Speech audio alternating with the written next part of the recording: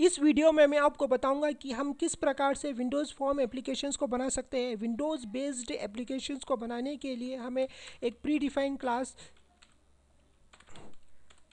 Form की आवश्यकता होती है और यह class system dot Windows dot form name space में उपलब्ध है। फॉर्म एक कंटेनर की तरह काम करता है जहाँ पर हम अदर कंट्रोल्स को रख सकते हैं। मान लीजिए आपको टेक्स्ट बॉक्स चाहिए, बटन लेबल चाहिए, तो पहले आपको फॉर्म कंटेनर क्रिएट करना होगा और इस कंटेनर में हम text box control, label controls और जैसे बटन कंट्रोल्स को इस कंटेनर में रख सकते हैं। चलिए हम जानेंगे कि किस तरह से इस कंटेनर को हम बना सकते हैं। ठीक है, यहाँ पर मैं एक क्लास ले रहा हूँ, क्लास का नाम दे रहा हूँ माई फॉर्म। आपको फॉर्म क्लास को इनहेरिट करना होगा, कोलन फॉर्म, ब्रैकेट्स को ओपन और क्लोज कीजिए। आपको एक्सप्लिसिटली यहाँ पर बताना होगा कि यह फॉर्म किस क्लास में नेम स्पेस में उपलब्ध है। ठीक है, using system dot Windows dot forms. ठीक है, यहाँ पर static void main brackets open और क्लोज कीजिए और आपको अपने क्लास का ऑब्जेक्ट क्रिएट करना होगा। My form F is equal to new my form. ठीक है, इस फॉर्म को रन करने के लिए हमें एक मेथड की आवश्यकता होती है, रन मेथड, और इस मेथड में आपको ऑब्जेक्ट, फॉर्म के ऑब्जेक्ट को एज ए पैरामीटर पास करना होगा। मान लीजिए कि हम इस फॉर्म को रन करना चाहते हैं तो आपको इस फॉर्म के ऑब्जेक्ट को पास करना होगा। ठीक है, यहाँ पर एफ सेमीकोलन। यह मेथड स्टैटिक मेथड है जो कि एप्लीकेशन क्लास में उपलब्ध है। ठीक है, इसको सेव कीजिए।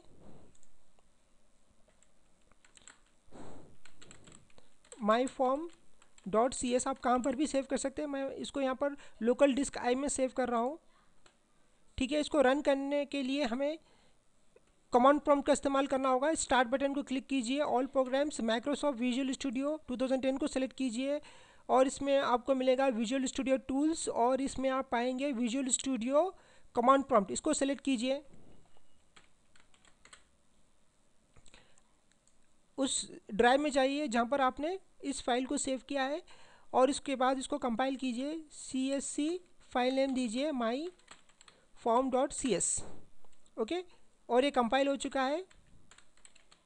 अब इसको रन कीजिए, देखेंगे कि ये सिंपल सा फॉर्म आपके सामने है।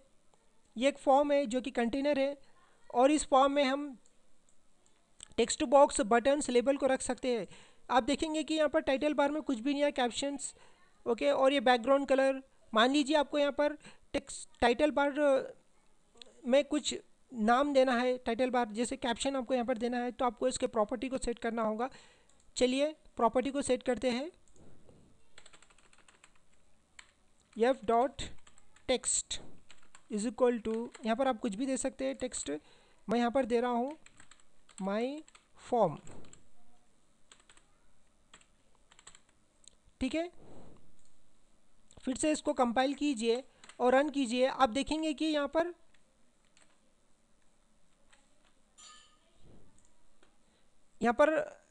टाइटल बार कैप्शन सेट हुआ है माई फॉर्म।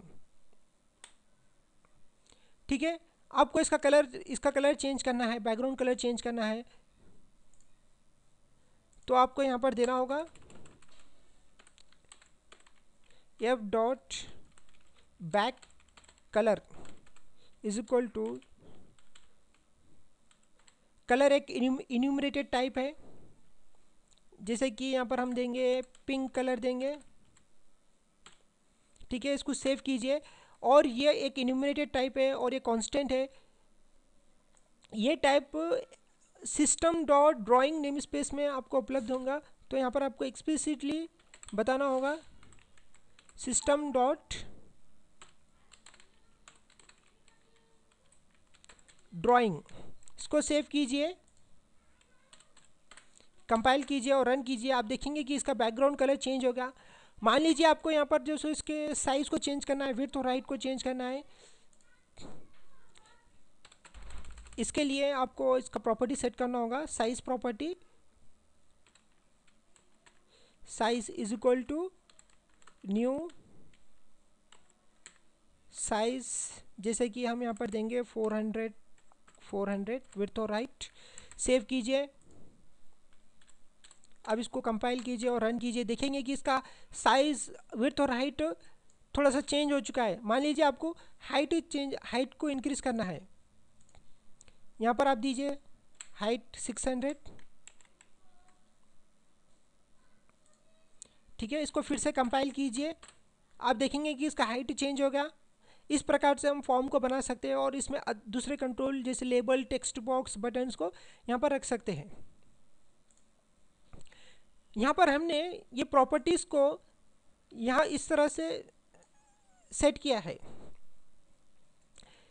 हमको यहाँ पर इस तरह से नहीं करना चाहिए, हमें एक मेथड्स में इसको रखना चाहिए। तो हम इस सभी प्रॉपर्टीज़ को एक मेथड लेते हैं जिसका नाम है इनिशियलाइज कंपोनेंट। ठीक है, हमको इसका मॉडिफाइड देना होगा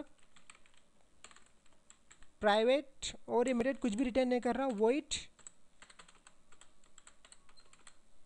ठीक है, यहाँ पर आपको प्रॉपर्टी सेट करना होगा। जैसे मान लीजिए आपको उसका कैप्शन देना है, टाइटल बार में text is equal to some hello, और आपको बैक कलर देना है, back colour is equal to colour dot orange. ठीक है, हमने इसको एक मेथड में डाल दिया इनिशियलाइज कंपोनेंट, और इस मेथड को आपको कॉल करना होगा। हमें कॉल करने के लिए सबसे बेस्ट प्लेस कंस्ट्रक्टर है, जहाँ पर जी जब ऑब्जेक्ट क्रिएट होता है तो कंस्ट्रक्टर कॉल होता है। जब कंस्ट्रक्टर कॉल होता है तो हम इसके प्रॉपर्टीज़ को इनिशियलाइज कर सकते हैं।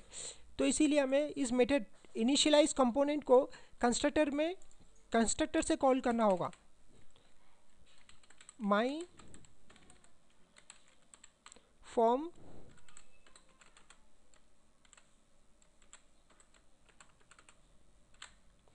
यहाँ से कॉल कीजिए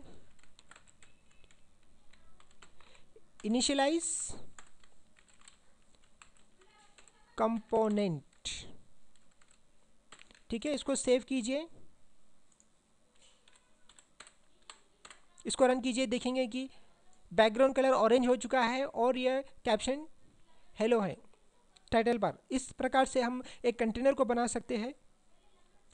ज़्यादातर इसको हम माइक्रोसॉफ्ट विजुअल स्टूडियो IDE में ही हम ये सब लिखते हैं। ये इसलिए मैंने आपको यहाँ पर बताया कि किस प्रकार से हम मैन्युअली भी कर सकते हैं। यदि आपको इसके बारे में थोड़ा बहुत जानकारी रहेगा तब आप विजुअल स्टूडियो में बहुत ही आसानी से ये सब कार्य कर सकते हैं।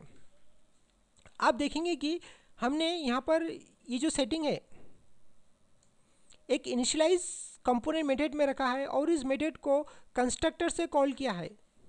ओके, माइक्रोसॉफ्ट विजुअल स्टूडियो में भी इसी प्रकार होता है। जो भी इनिशियलाइज, जैसे मान लीजिए आपको टाइटल बार चेंज लिखना है, उसका कलर चेंज करना है, प्रॉपर्टी चेंज करना है, वो इनिशियलाइज कंपोनेंट मेथड के अंदर होता है और उस मेथड को कंस्ट्रक्टर के थ्रू कॉल किया जाता है। धन्यवाद।